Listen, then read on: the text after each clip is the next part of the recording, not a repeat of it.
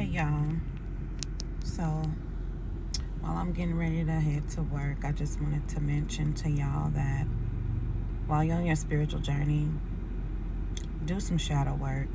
And when I say shadow work, I'm not just saying it lightly, because people tend to think that they have done the shadow work and they haven't.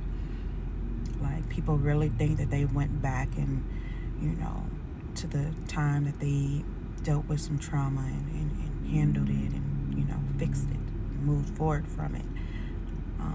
People think that they looked in the mirror and gave themselves like all the love that they need and want and talked to themselves. You know what I'm saying?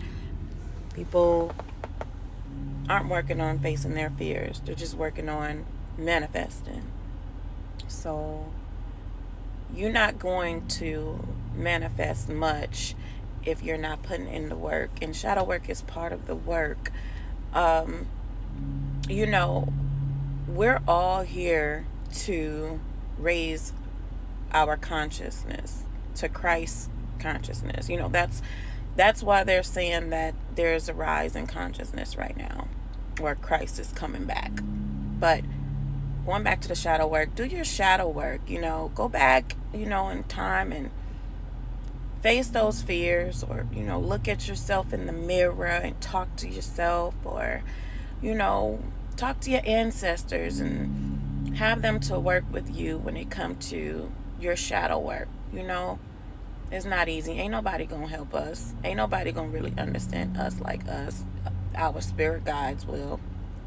God will. We will. We are God. But do your shadow work, because it's definitely needed on this journey. And with raising your consciousness, that's how you get access to everything it is that you're wanting and that you're needing and hoping for. So do that.